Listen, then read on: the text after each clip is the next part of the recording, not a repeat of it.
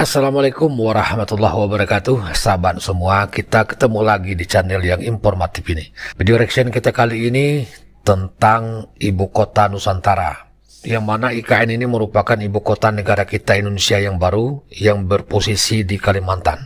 Tetapi IKN ini oleh orang Malaysia dianggap meniru Putrajaya yang ada di Malaysia, yang mana Putrajaya merupakan pusat administrasi pemerintahan federal Malaysia. Bahkan mereka masih mempersoalkan penamaan ibu kota negara kita yang baru dengan nama Nusantara, yang mana mereka menganggap bahwa penamaan Nusantara itu justru mempersempit arti dari Nusantara itu sendiri. Dan mereka takut nantinya nama Nusantara pada akhirnya hanya dikenal sebagai ibu kota negara Indonesia, bukan sebagai wilayah keutuhan Tanah Melayu. Seperti apa? Langsung kita saksikan videonya berikut ini.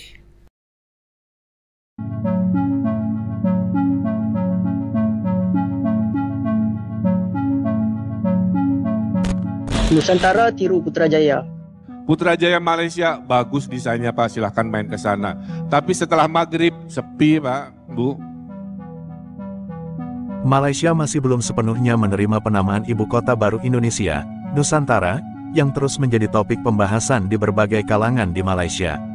Sejumlah tokoh dan media di Malaysia merasa bahwa nama Nusantara, yang memiliki makna historis dan budaya yang luas, seharusnya tidak digunakan sebagai nama sebuah kota. Mereka berpendapat bahwa Nusantara lebih merujuk pada keseluruhan wilayah Kepulauan Melayu yang meliputi beberapa negara, termasuk Malaysia.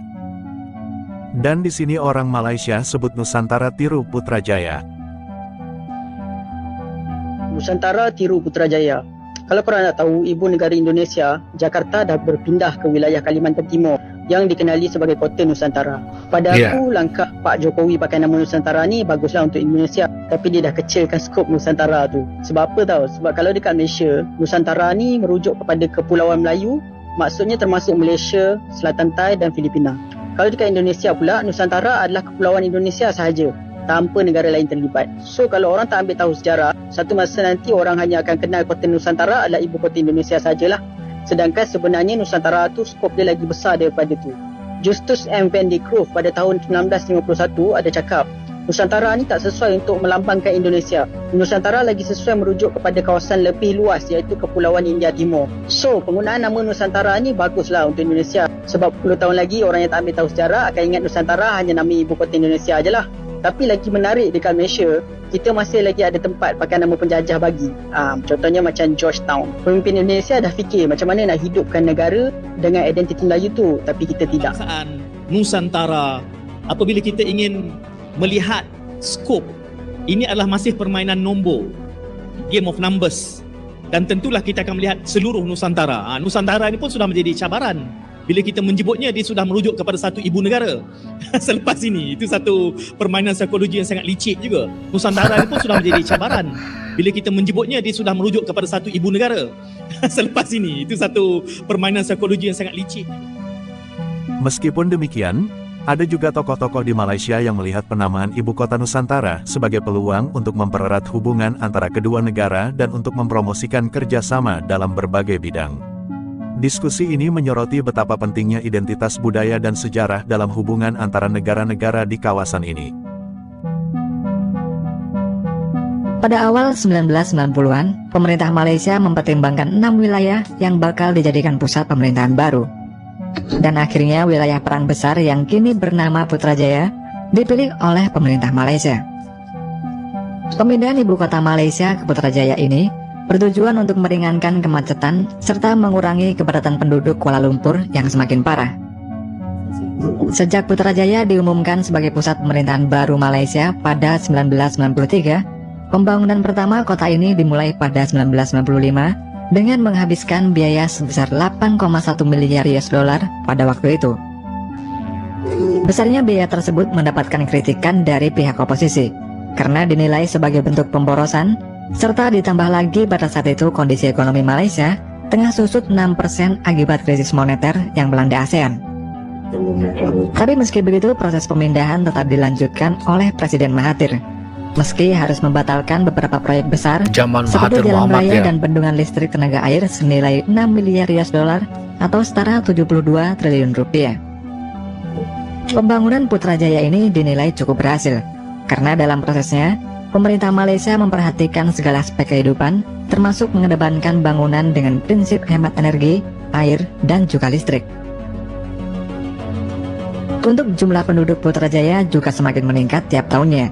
Data pada tahun 2010, jumlah penduduk Putrajaya adalah sekitar 70.000 orang, sementara di tahun 2020, jumlahnya bertambah menjadi 110.000 orang. Kita dapati kesesakan lalu lintas di Kuala Lumpur dan pejabat-pejabat kerajaan terdapat di merata-rata tempat, dan hubungan di zaman itu belum ada telefon bimbit.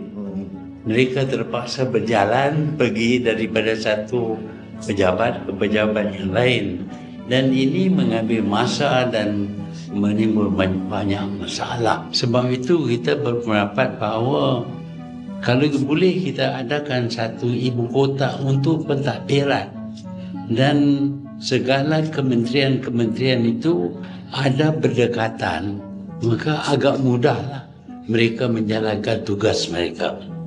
Itulah idea yang datang. Jadi Sepang, lapangan terbang di situ, Kuala Lumpur di sini, jadi nak cari tempat untuk memudahkan pentadbiran, kita cari di antara Sepang dengan Kuala Lumpur. Itulah kita dapat Putrajaya. Juga asalnya ialah ni estate kelapa sawit, tak ada pembangunan. Ini penting. Kalau kita nak bangun satu bandar yang baru, jangan pilih bandar yang sudah terdiri, kerana akan ada banyak rintangan, underground cable, macam-macam ada. Sebab itu kita pilih Putrajaya. Selanjutnya menurut kurator IKN Ridwan Kamil, inilah ibu kota yang sukses dan gagal. Dan bapak-bapak yang duduk di sini, bapak ibu harus bersyukur karena kita menjadi pelaku sejarah di hari ini. Saya sampaikan ke Bapak Presiden, Pak, membangun ibu kota negara tidak mudah, banyak yang gagal. Ini contohnya. Berikut. Myanmar punya ibu kota, Naypyidaw lah pokoknya gitu ya. Sepi Pak, karena kotanya tidak didesain sebagai kota, hanya pusat pemerintahan, mindahin kantor doang. Maka tidak ada namanya kota formal informal, kaya miskin bercampur. Sifat kota itu harus bercampur Pak. Semua golongan harus hadir. Jangan dicontoh. Makanya Pak Bambang ya ini nggak boleh dicontoh. Berikut. Putrajaya Malaysia bagus desainnya Pak, silahkan main ke sana. Tapi setelah maghrib sepi Pak, Bu. Kenapa? Karena rumahnya masih di Kuala Lumpur, paginya ngantor di Putrajaya, dia sorenya pulang lagi. Sepi. Namanya kota, siang rame, malam juga rame. Karena semua jenis kegiatan ada di sana. Kira-kira begitu. Berikut. Yang terbaik di dunia pendapat saya adalah ibu kota Amerika Serikat. Washington DC ya. Seperti IKN dari nol Pak, pakai sayembara pula ya. Dan butuh 100 tahun untuk menjadi Washington DC hari ini. Makanya Bapak Ibu jangan berharap dalam hitungan 5 tahun IKN akan luar biasa, harus bersabar. Kita Bapak Ibunya yang mendirikan IKN, anak cucu kita yang nanti menikmati IKN sebagai kota kelas dunia di 2045. Itu rutenya. Ya, berikut. Australia juga sama, Pak. Ramenya di Sydney, ramenya di Melbourne, ibu kotanya Canberra, sepi, kurang Australia. Kotanya keren, indah, tipikal Australia, tapi sepi. Maka berikut terakhir. Nah, ini adalah ibu kota yang terlalu luas. Jauh-jauhan, akhirnya kurang manusiawi. Orang susah jalan, kepanasan. Maka saya bilang IKN di daerah yang banyak manusianya harus punya konsep namanya livable. Cirinya ada orang jalan kaki. Kalau di IKN Nusantara nanti tidak ada orang jalan kaki, kita gagal sebagai kota yang manusiawi. Kemana-mana harus naik kendaraan, kemana-mana harus naik mobil. Itu ciri kota, kita mengulang kota yang keliru. Nah, Brasilia ini keliru kira-kira begitu menurut ilmunya. Nah, Kota Nusantara Ibu kota baru Indonesia tidak hanya menjadi tren di Indonesia, tapi juga di dunia internasional. Dan menjelang hari ulang tahun Indonesia ke-79 di IKN, sangat indah mata dunia akan tertuju ke luar Indonesia. biasa.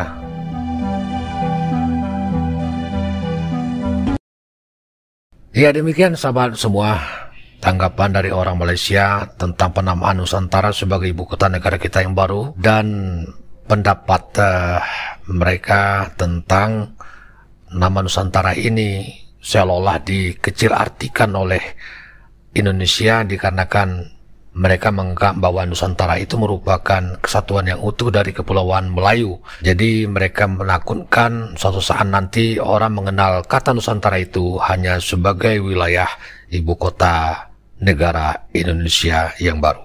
Demikian, terima kasih atas kebersamaannya. Wassalamualaikum warahmatullahi wabarakatuh.